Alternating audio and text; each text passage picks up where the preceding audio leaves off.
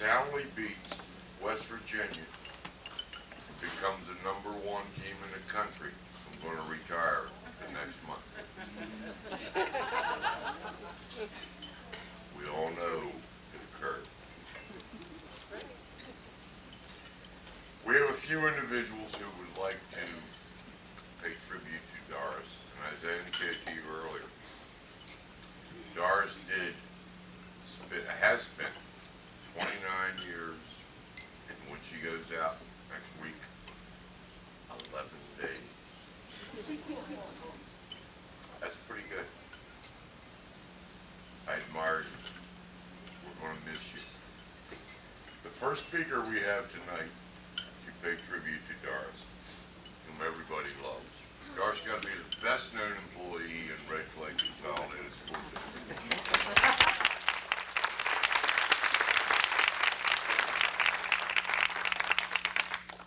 She knows more about the men in this district than anybody else. How many other women can sit there and say, I know what approximately 700 men make? Not many. First guest speaker we have tonight is Mr. Robert Miller, who is a supervisor of Doris's, has known Doris for a long time. And Bob indicates to me that he won't be speaking very long. His speech, I think, is 14 and a half pages long. Bob.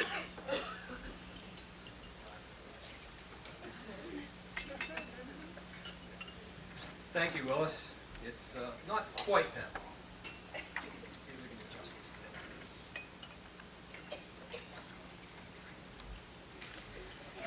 On camera again. Good evening, ladies and gentlemen.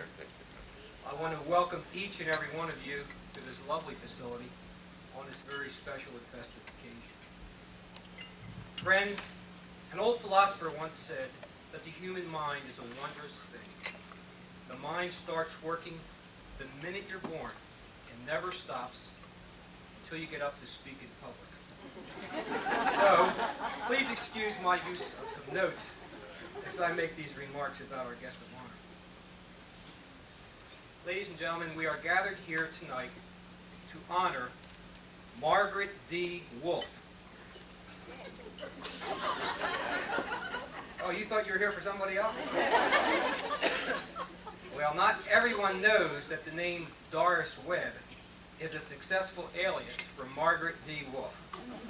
She's fooled us all for a lot of years, I'll tell you that. But I'm going to tell you a little bit about her. Margaret was born in Uniontown, Pennsylvania, a few years back. I don't want to mention the specific year, but I'll tell you that it was in this century. Doris was a very precocious baby. Her first words were, "Got a light?"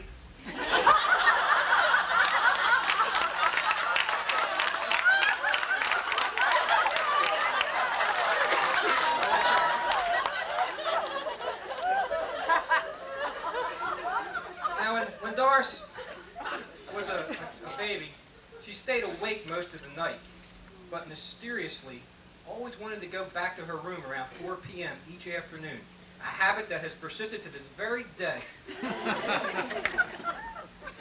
You know, her mother did a lot of reading when she was carrying this child.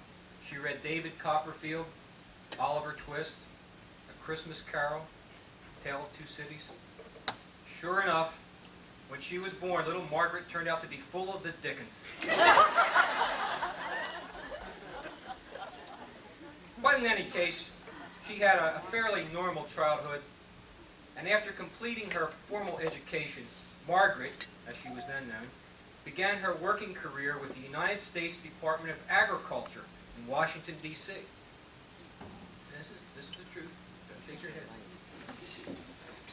I understand that she was a clerk in the turnip fertilizer section.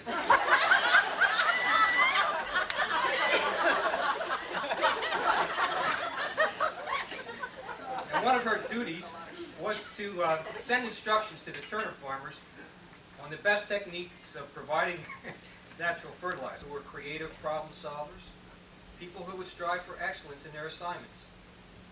Now, she had been in data processing for many years, but I knew that Doris Webb had a good general business background from all of her years in Wilmington. She had overseen the computer processing of all the payrolls, both in the Wilmington and in the large Newcastle County School District. But moreover, Doris possessed the kind of determination that was really needed for a successful operation. So I was very pleased to recommend that Doris Webb be hired as the manager of payroll and employee benefits.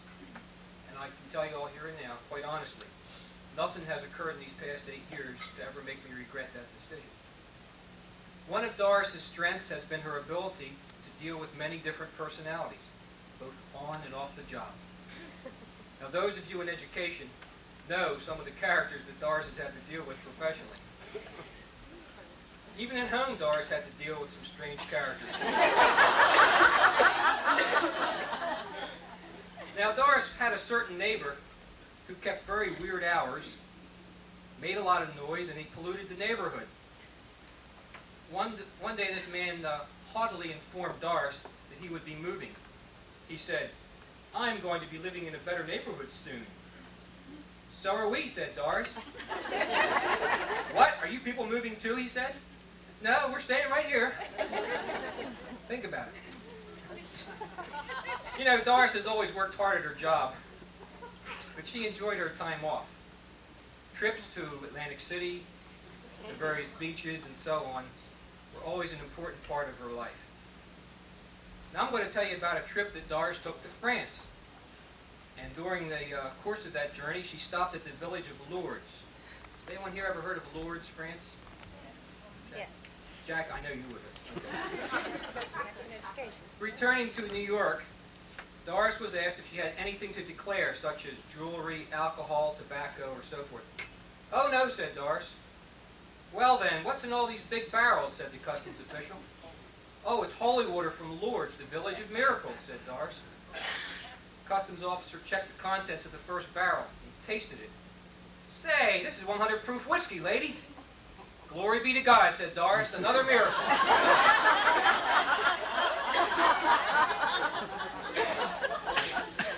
Speaking of miracles, Doris has pulled off quite a few in her day. Doris Webb successfully steered us through the difficulties of starting up a new school district in Red Clay. She helped us implement a new state payroll system. We had to interface with and convert to the DFMS coding. We had fringe benefit changes and enrollment periods. We had various federal tax and salary regulations to cope with. And of course, we had all of the antics of our friends in Dover, including the state legislature. And on top of all this, she's had to put up with me for a boss all this time. Bless you, God.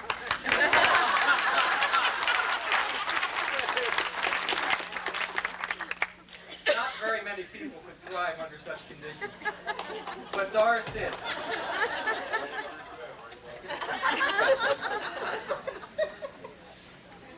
Doris, I must say, it has been a joy to have worked with you for all these years. Your knowledge, skills, dedication, and enthusiasm have been a great inspiration to all of us. But before I go on heaping accolades upon you, I wanted to recall the advice I once heard a wise man say. It goes like this. This is talking about giving praise to a woman. Give her just a certain amount of praise. If you stop giving praise entirely, she'll think you don't love her anymore. If you keep on giving praise, she'll start thinking she's too good for you. So Doris, I've reached the point of departure. We love you, but we don't want you to think that you're too good for us. So thank you for all the years of your good, hard work. Thanks for your friendship and help. An exciting new phase of your life is about to begin. Happy retirement. God bless you.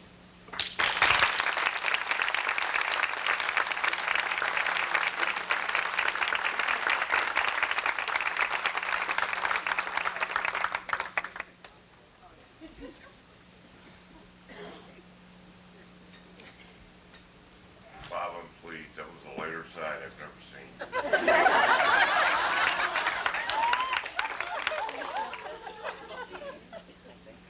on time, right? Well, close. But for somebody with his pockets as deep as yours and arms as short as yours, pretty good. We have now another speaker. Maya, would you like to come forward? Oh, you're going to use the piano? I hope so. Is it plugged in?